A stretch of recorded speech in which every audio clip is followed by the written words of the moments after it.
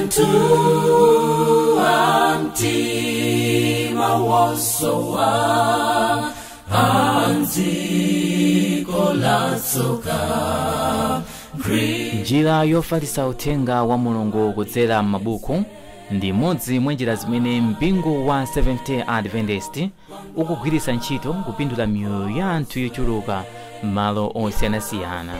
Anthu amene amagwira ntchitoyi alalika mabuku amakhala akuyenda m'malo osiyanasiyana kugulitsa mabukuwa kwa anthu amene angakumane nawo a mipingo yosiyanasiyana osati a Seventh-day Adventist okha.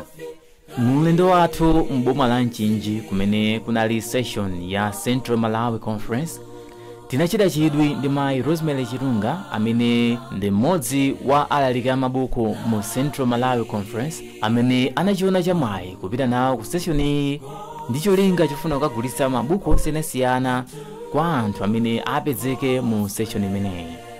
Ndipo titachita nawo chidwi tinayankhula nawo kumva zambiri zokhuza ulaliki wa mabuku, chiyambi chawo, mavuto amene amakumana nawo ndi zina zambiri.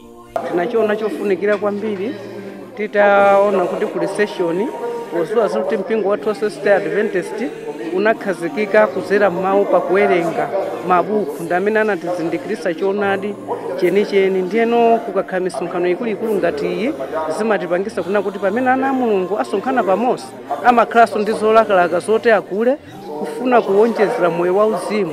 Zowerenga ndi zimene zikutizindikirisa kunena kuti tili pati pamene tikudikira kubwera kwa Yesu. Mumaziwa ife anthu a Seventh-day Adventist chimene chiyembekezo chathu ndi kubwera kwa Yesu. Ndeno pambali paona chimene chocho tinaona chofunikira kwambiri kuti malo ano tingathe kubwera ndi zosindikiza cholinga choti uthenga upite patali. Musayiwale tikuchita ndi fimu ya We Go.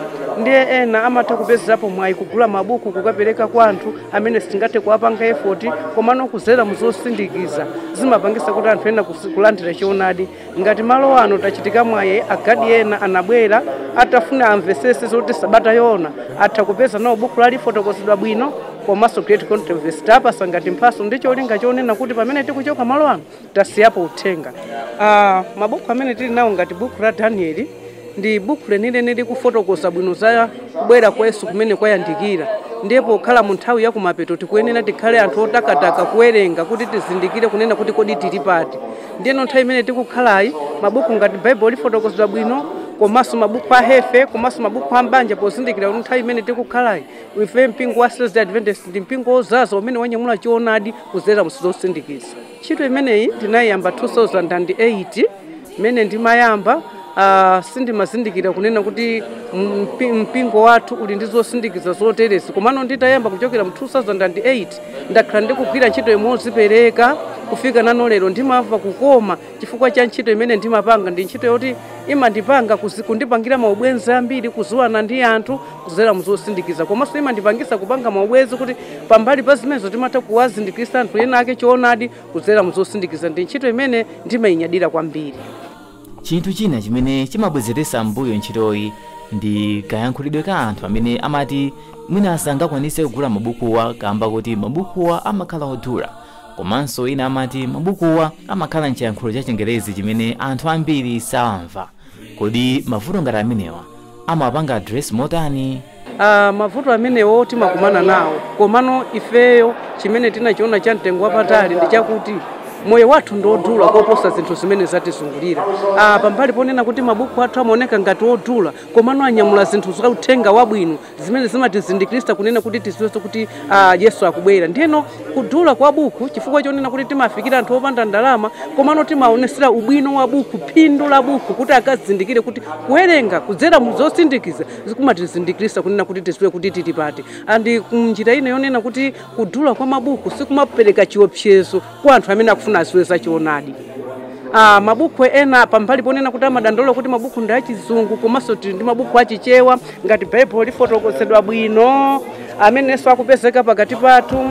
Tiliso ndi Africa opambana, tiliso ndi kukhumbira paradise, tili ndi mabuku ambiri ameneno andi achichewa amene amatithandizira. Tili ndi chikhulupiriro ndi ntchito, tili ndi zolembera zoyambirira zonsezo ndi achichewa amene mbali zonsezo zimakhala dzodzaza kuwafikira anthu. Mavuto amene timakumana nawo nthawi zina timakumana ndi makasitoma oti tikalumikizana akatenga mabuku tikamayimbira foni osatiyankha, komanso mwina timata mwina kukanidwa kumene komano zimatipanga ife kulimba mtima pozindikira kuti ngakhale Yesu ntchito yamagwira anagwira molimba mtima, ena amamulandira ena amamukana. Chifukwa chake ife timalimbikisika tikamakumana ndi zotero timaziwa kuti ntchito iyi ndi ya Mulungu, tikuyenera kupita bechitsogolo. Uthenga womaliza ndonena kuti tikukuyitanirani kunena kuti nthawi imene tikukhalayi chidwi chathu chikuyenera kukhala pakuwerenga.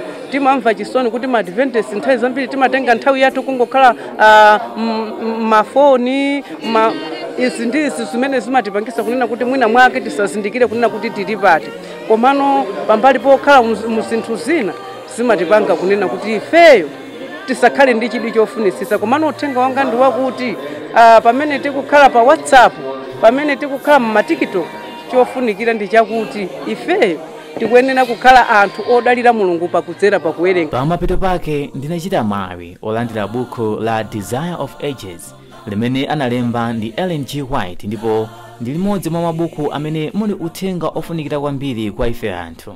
Kunena zoona, mabuku osiyanasiyana amene mpingo wa Seventh-day Adventist umagulitsa ali ndi mphamvu yayikulu yolalikira komanso kusintha miyoyo ya anthu osiyanasiyana amene akukhala pa dziko lino lapansi. M'malo mwa VNV Media TV m'boma la Nchinji, ndine Kenan Savala.